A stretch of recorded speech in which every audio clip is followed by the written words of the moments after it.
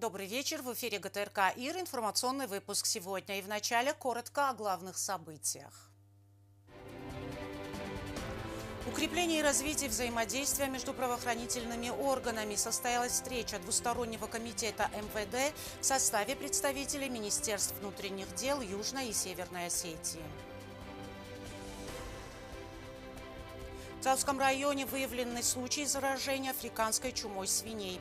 Районная ветеринарная служба предпринимает карантинные меры для пресечения распространения инфекции. Оперная дива исполнила русские, итальянские и испанские композиции. На сцене Госдрамтеатра состоялся грандиозный сольный концерт Вероники Джиоевой.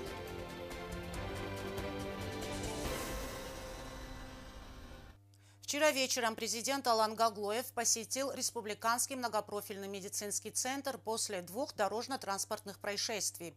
Пострадавшие были доставлены в медучреждение с травмами различной степени тяжести. Президент выразил поддержку пострадавшим и их семьям, а также заверил в принятии всех необходимых мер для их скорейшего выздоровления, сообщает пресс-секретарь главы государства Наталья Босикова. Алану Гаглоеву доложили о состоянии всех пациентов. Особое внимание было уделено 18-летнему пострадавшему, чье состояние оценивается как крайне тяжелое. Ему была проведена экстренная операция. Президент навестил еще одного из пострадавших. Медики оценивают его состояние как стабильное, без угрозы для жизни. Накануне в медучреждение была доставлена пострадавшая в результате другого дорожно-транспортного происшествия на Транскаме. У пациентки выявили перелом позвоночника. Главе государства доложили о состоянии пострадавшей, ей оказывают необходимую медицинскую помощь. Сегодня главу государства вновь проинформировали о состоянии всех пациентов. Гаглоев распорядился держать его в курсе, выразив готовность оказать содействие в случае необходимости. Продолжаем выпуск. Делегация парламента находится в Москве с рабочим визитом. Состоялось первое заседание комиссии по сотрудничеству между парламентом Южной Осетии и Государственной Думой Федерального собрания Российской Федерации. Обсуждены вопросы совершенствования законодательной базы. В ходе рабочей поездки в Москву югоостинские парламентарии провели ряд рабочих встреч с представителями фракций «Единая Россия», КПРФ и «Справедливая Россия». Первое заседание комиссии по сотрудничеству между парламентом Южной Осетии и Государственной Думой Федерального собрания Российской Федерации было посвящено обсуждению актуальных вопросов сотрудничества законодательных органов двух стран. Зампредседателя Госдумы Российской Федерации Петр Толстой тепло приветствовал парламентскую делегацию Южной Осетии, отметив, что по поручению президента России Владимира Путина реализуются мероприятия по дальнейшему расширению двустороннего сотрудничества России и Южной Осетии. Мы в России высоко ценим наши отношения добрососедства, дружбы с Южной Осетией, и наше сотрудничество развивается по всем направлениям. Регулярно общаются и президенты Владимир Владимирович Путин и господин Гаглоев, включая их встречу в Москве очную, которая была 10 мая.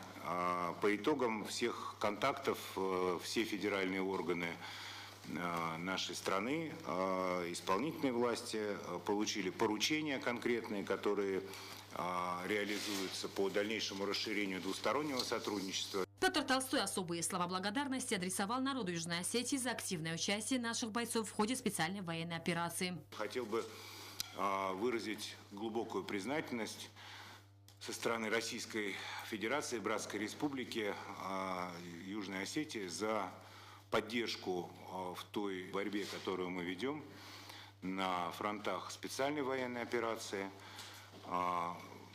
Благодарность за участие в специальной военной операции юго-осетинских офицеров, солдат, добровольцев, всех тех, кто храбро сражается за наше общее правое дело. И хочу отдельно поблагодарить за ту гуманитарную помощь, которую бойцы на фронте получают от Южной Осетии. Хочу подчеркнуть, что такие вещи, они остаются в памяти людей. Конечно, они остаются и в наших политических взаимоотношениях и будут. И всегда это является фундаментом дружбы и взаимной взаимного сотрудничества. Первый вице-спикер парламента Зита Бисаева передала слова приветствия российским коллегам от президента республики Алана Гаглоева и председателя парламента Республики Южная Осетия Алана Маргиева. Она выразила слова признательности руководству России за постоянное внимание и содействие в решении актуальных вопросов юго-российской двусторонней повестки. Сегодняшняя встреча, она крайне важна. И это обусловлено не только теми вызовами, которые стоят перед нашими государствами, перед нашими народами, но и стремление совершенствовать межпарламентское сотрудничество для того, чтобы мы могли совместными усилиями решить те насущные вопросы, которые стоят перед нами. В ходе заседания комиссии обсуждались вопросы гармонизации законодательства Российской Федерации и Республики Южная Осетия, включая вопросы урегулирования двойного гражданства. Рассмотрен вопрос пенсионного обеспечения государственных гражданских служащих, об учете Российской Федерации страхового стажа, наработанного в Республике Южная Осетия после 1991 года, и вопрос поддержки Российской Федерации и Республики Южная Осетия, увеличение базовой части финансовой помощи, доведение заработных плат некоторых категорий граждан до величины прожиточного минимума. В работе заседания с южноосетинской стороны приняли участие депутаты парламента от всех фракций, представленных в законодательном органе республики, а также руководители парламентских комитетов. В рамках рабочего визита в Москву в Государственной Думе Федерального собрания Российской Федерации прошли встречи парламентской делегации Южной Осетии с представителями фракций «Единая Россия», КПРФ и «Справедливая Россия». Делегация парламента приняла участие в работе международной конференции «Роль взаимодействия фракций, политических партий и блоков в межпарламентском сотрудничестве стран СНГ», прошедшей в Государственной Думе. Зарина Кочиева, Айда Кочиева. Информационный выпуск сегодня.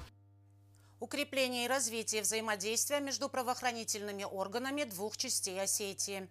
В Цхинвале прошла встреча двустороннего комитета МВД, в состав которого входят представители Министерств внутренних дел Южной и Северной Осетии. Североосетинских коллег поприветствовал генерал-майор Ярислав Мамиев. Официальную делегацию Главного управления МВД России по Северо-Кавказскому федеральному округу и Министерства внутренних дел по Республике Северная Осетия Аланя возглавили генерал-полковник полиции Сергей Бачурин и генерал-лейтенант полиции Демьян Лаптев. Участников заседания приветствовал министр внутренних дел Южной Осетии Ярислав Мамиев. Он подчеркнул важность укрепления взаимодействия для координации усилий в борьбе с преступностью. Мы должны быть готовы к совместной работе в любых ситуациях, и только объединяя усилия сможем гарантировать безопасность и правопорядок в наших республиках, заявил министр. Мы все объединены одной целью. Наши граждане должны чувствовать себя в безопасности и спокойно трудиться. Залогом это служит единство наших народов, которые под руководством наших президентов строят будущее, в котором жить нашим детям. Хочу также поблагодарить Российской Федерации за всестороннюю помощь, которую она оказывает органам МВД Республики Южная Осетия. Начальник Главного управления МВД России по Северо-Кавказскому федеральному округу Сергей Бачурин поприветствовал участников от имени министра внутренних дел Российской Федерации Владимира Колокольцева. Бачурин подчеркнул, что укрепление дружеских отношений с Южной Осетией является приоритетным направлением ведомства, и сотрудничество по всем актуальным вопросам будет продолжено. Хочу от имени руководства МВД России, в том числе от себя лично, поблагодарить сотрудников с обеих сторон за работу и вклад, который они вносят для развития двусторонних отношений и обеспечения безопасности на приграничных территориях. В условиях проведения специальной военной операции западные и украинские спецслужбы предпринимают активные попытки по созданию очагов напряженности на южных рубежах Российской Федерации. В этих непростых условиях Министерство внутренних дел Республики Южная Осетия остается одним из важных партнеров МВД России. В рамках рабочей встречи стороны обсудили ключевые вопросы организации взаимодействия подразделений и служб МВД Южной и Северной Осетии. Сергей Бачурин дал высокую оценку реализуемым совместным мероприятиям. Сотрудничество между органами внутренних дел России и Южной Осетии продолжает динамично развиваться и охватывает ключевые направления оперативно-служебной деятельности. Этому в значительной степени способствует реализация ранее принятых на заседании двустороннего комитета решений. Созданные механизмы взаимодействия позволяют профильным подразделениям двух ведомств сообща решать широкий спектр оперативно-служебных задач. Министр внутренних дел по Республике Северная Осетия Аланя Демьян Лаптев поблагодарил коллег за содействие в укреплении сотрудничества, которое сегодня в условиях сложной международной обстановки приобретает еще большую значимость. По его словам, с момента подписания соглашения о сотрудничестве удалось выработать эффективный механизм взаимодействия. Благодаря взаимной заинтересованности и принимаемым мерам при содействии совместного информационно-координационного центра нам достигнут новый, более высокий уровень информационного обмена между нашими ведомствами. Актуальными остаются вопросы взаимодействия по линии противодействия незаконному обороту наркотиков, оружием, розыску лиц, скрывшихся от суда и следствия. Безусловно, требует повышенного внимания сфера миграции, экономической деятельности и безопасности дорожного движения. Далее стороны представили доклады о совместной работе. Представители правоохранительных органов обозначили результаты взаимодействия ведомств по противодействию терроризму и экстремизму, обороту наркотических средств и незаконной миграции. Отдельное внимание было уделено работе по пресечению легализации похищенного автотранспорта, а также по розыску лиц, скрывающихся от правоохранительных органов. Проводили скоординированные мероприятия, направленные на установление местонахождения лиц, находящихся в розыске, в том числе пропавших без вести, в отношении которых имелись основания полагать, что они находятся на территории обслуживания сопредельной стороны, а также задержанию лиц, скрывшихся от органов дознания, следствия и суда, и лиц, уклоняющихся от исполнения наказания. Присутствующие рассмотрели вопросы взаимодействия по другим приоритетным направлениям. В частности, в ежедневном режиме правоохранители предпринимают меры профилактического характера по обеспечению безопасности дорожного движения. Вопрос получения полисов ОСАГО для граждан Южной Осетии также на стадии рассмотрения. Такая практика существует везде, на каждом таможенном пункте такая практика существует, что именно на таможенном пункте стоят страховые агенты. Ты заходишь, мне нужно на 2 дня, на 3 дня страховку. Ты выписываешь, он спокойно берет, спокойно возвращается. Потому что на 2-3 дня это будет стоить рублей 500, а на год это будет стоить 1020. Это каждому, не всем по карману. Я хотел еще просто попросить, пока мы не решили проблему по этим страховым полисам, чтобы танцками просто не останавливайте юровские, мы по этому страховому. Пока это мы не решим до конца, потому что там люди попадают простые, которые... Составники ГАИ, у них приказ, они своим делом заниматься. Тем более, я еще озвучивал не один раз, некоторые сотрудники ГАИ, которые они себя не очень хорошо ведут, они там начинают с ними ругаться, что-то такое тоже у нас тоже к нам идут. Участники заседания также отметили, что продолжается работа по реализации указа президента Российской Федерации Владимира Путина, предусматривающего замену водительских прав без сдачи экзаменов и медицинского свидетельствования для жителей Южной Осетии. Пункты обмена документами работают в Схимвале и Владикавказе. По итогам встречи было решено проработать к следующему заседанию 3 ключевых вопроса: организацию выдачи страховых полисов ОСАГО для граждан Южной Осетии, взаимный обмен базами данных между МВД Южной Осетии и Северной Осетии Алании, а также вопрос проведения совместных профилактических мероприятий по противодействию преступности. В завершении встречи министр внутренних дел Южной Осетии Рислав Мамиев наградил ряд представителей МВД Северной Осетии медалями за боевое содружество. В свою очередь, югосинские правоохранители также были награждены почетными грамотами и медалями МВД России. Стелла Бязарова, Азамат Кудзеев, Аида Кочиева, Зарина Татаева. Информационный выпуск сегодня. Предпринимаются необходимые карантинные меры для недопущения распространения вируса африканской чумы свиней, зафиксированного в ряде населенных пунктов Дзауского района. Ветеринарные службы района устанавливают здесь барьеры на въездах и выездах из сел, где выявлены случаи заражения вирусом домашних животных. Кроме того, специалисты призывают всех сельчан в случае обнаружения симптомов вируса незамедлительно уведомить ветслужбу. В Дзауском районе выявлены случаи заражения африканской чумой свиней. В нескольких населенных пунктах наблюдается падеж домашних животных. В селе Хвыцей погибло 40 голов свиней. Это крайне опасное вирусное заболевание, поражающее как домашних, так и диких свиней. Для пресечения распространения инфекции районная ветеринарная служба предпринимает карантинные меры. Устанавливают дезинфекционные барьеры и проводят санитарную обработку помещений подсобных хозяйств. خودت موجود دم موجش خودتایس ویروسیس منه این نقاوته ورتا استرفاست ورتا دیکوکید خودت هوده تبتن سخوتا مال فرنچونه یک خدال سوارتون دیزباریر خودتا کمامور سودون کماس دیزبیکس کردم ما هایی روزمه تکوشان دیزبیکس افتخم. Под утилизацию туш свиней, погибших от африканской чумы, выделен специализированный участок для их захоронения. Вирус крайне устойчив, поэтому требует особых мер для недопущения дальнейшего распространения болезней. с дезинфекцией. Он листамор стоит фаста. А вот так работки на различу, он листаше низу. На шведская хата, что это африканская чума свинья. Вот так дихает. Токсины городазби. На умные он алжиболса дихон. Стефаста койсомар бахоптор. Койсара в этом случае тавдис. Дороскодесты сахутоскодесты каман. 20 таморди каман. 30. При обнаружении вспышки африканской чумы необходимо немедленно изолировать больное животное и уведомить государственную ветеринарную службу. Мясо больных или недавно забитых свиней, зараженных африканской чумой свиней, запрещено продавать и использовать в пищу даже после термической обработки. Анжела Кукоева, Лиана Тедеева, Зарина Татаева. Информационный выпуск сегодня. Важно помнить через года, через века. В республике прошло мероприятие, посвященное подвигу неизвестного солдата. В честь памятной даты республиканское общественное движение «Бессмертный полк» организовало мероприятие. Участникам был представлен документальный фильм, основанный на исторических фактах о Великой Отечественной войне. Кроме того, активисты, внесшие значительный вклад в работу штаба общественного движения «Бессмертный полк», отмечены памятными медалями «80 лет Великой Победы».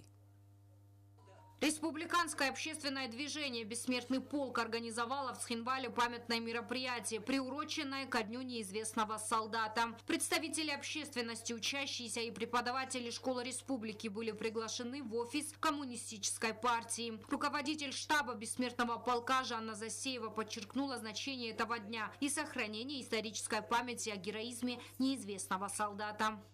Вы знаете, что в 1941 году, включая полгода 1942-го, из Южной Осетии на войну ушло больше 21 736 человек. Это те данные, которые у нас есть.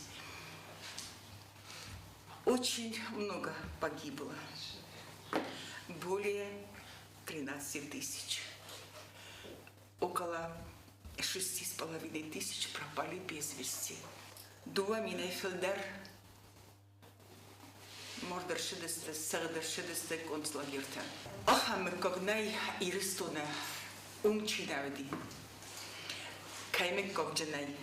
Засеева также представила участникам информацию о деятельности штаба. Работа проводится по поиску пропавших без вести солдат. Это одна из ключевых направлений деятельности общественного движения. По мере возможности и при содействии с российскими коллегами выясняется судьба солдат из Южной Осетии, пропавших в годы Великой Отечественной. На сегодняшний день из числа без вести пропавших нами найдено 1627 человек. Нашалама мох фасток солдатаном сарам, вадма бессмертный полк хущини. В заключении Засеева подчеркнула, что каждый найденный солдат – это шаг к сохранению исторической памяти и утешение для тех, кто по-прежнему ждет вестей о судьбе своих близких. В ходе мероприятия был представлен документальный фильм, основанный на исторических фактах о Великой Отечественной войне. Далее с памятными медалями 80 лет Великой Победы были отмечены активисты, внесшие значительный вклад в работу штаба общественного движения «Бессмертный полк». Центральный комитет Коммунистической партии Российской Федерации награждает памятной медалью 80 лет Великой Победы Кочева Андрея Алверевича. Подписывает председатель ЦК КПРФ РФ Геннадий Андреевич Зюганов.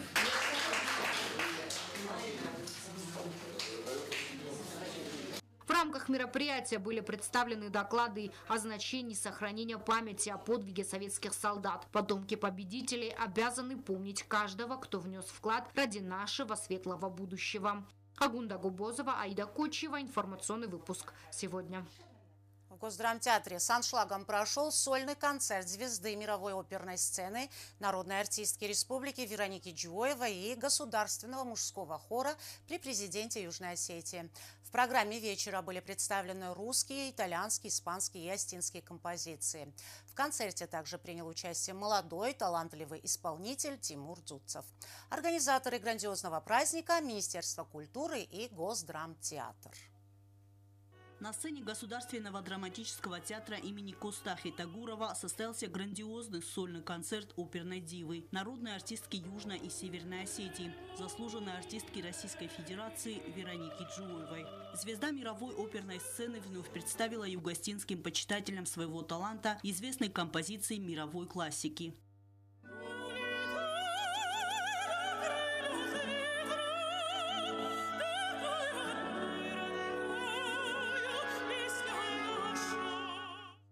Вместе с народной артисткой выступал государственный мужской хор при президенте республики под руководством Сармата Кабисова и молодой исполнитель, финалист вокального конкурса «Зарак» Тимур Дзуцев. Вероника Джоева исполнила композиции на остинском языке, вызвав непередаваемые эмоции у зрителей.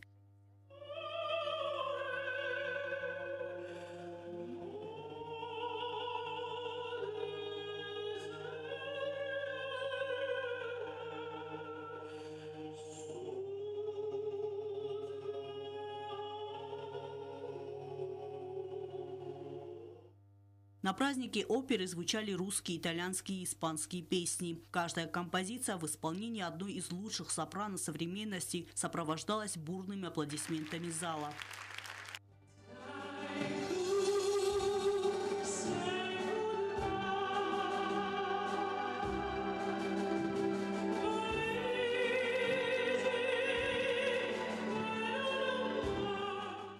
Организаторами грандиозного праздника оперы выступили Министерство культуры Республики и Государственный драматический театр имени Костахи Тагурова. Вероника Джоева поблагодарила руководство Министерства культуры за приглашение и организацию мероприятия.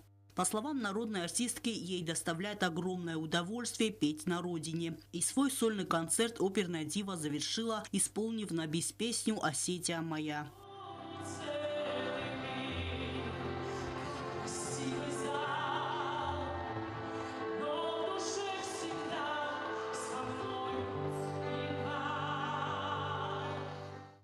Уже сегодня оперная дива станет специальным гостем сольного концерта оркестра народных инструментов «Айзелд».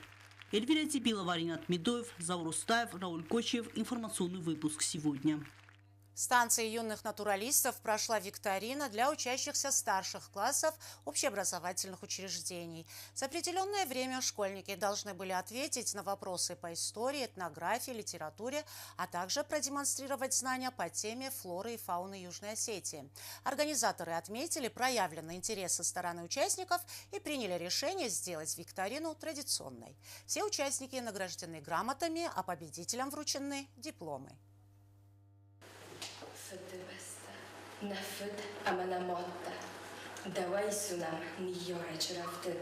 Зондарой Гурембеста в станции юных натуралистов прошла викторина, посвященная родному краю. В мероприятии приняли участие учащиеся старших классов школ республики. Согласно регламенту, школьники за отведенное время должны были письменно ответить на предложенные вопросы. Тема истории, этнографии, литературы, вопросы на знания растительного и животного мира нашей республики. Каждому участнику были выданы тесты с разными ответами. Участники должны были отметить правильный вариант. Викторина – еще один способ расширить свои знания, кругозор, узнать больше о республике, о выдающихся личностях в разных сферах. Подобные мероприятия способствуют патриотическому воспитанию подрастающего поколения, отметила организатор, педагог станции юных натуралистов Нана Арсоева.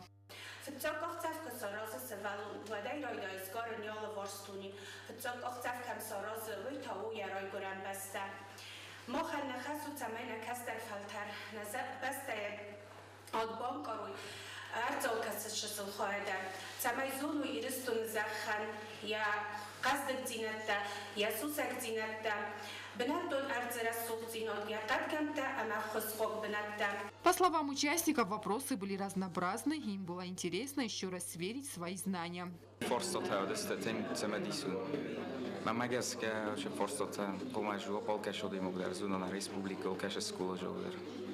Zendar naudestin, chunder naudestin. Fashas tochtsoros wa magesken chunedestin. Iwel zendar timon dis khustori resune история. Iwel chunder mavle fakostit saragoi tamaswagut.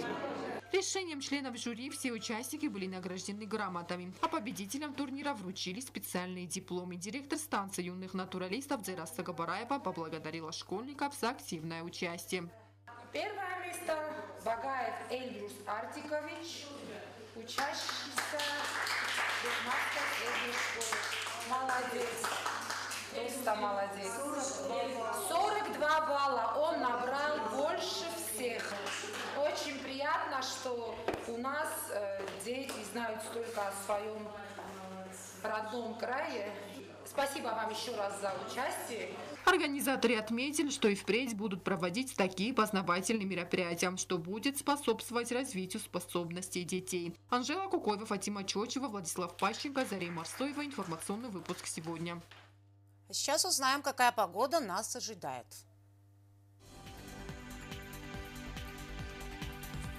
В республике переменная облачность. В Знаурском районе днем плюс 8, ночью плюс 2. В Цавском районе днем плюс 7, ночью 3 градуса тепла. В городе Квайса днем плюс 6, ночью 2 градуса тепла. В Ленигорском районе днем плюс 8, ночью плюс 3. В столице республики в Схинвале также днем 8 градусов тепла, ночью плюс 3. На этом наша программа подошла к концу. Я Ирина Джуева. Желаю вам всего доброго и хороших выходных.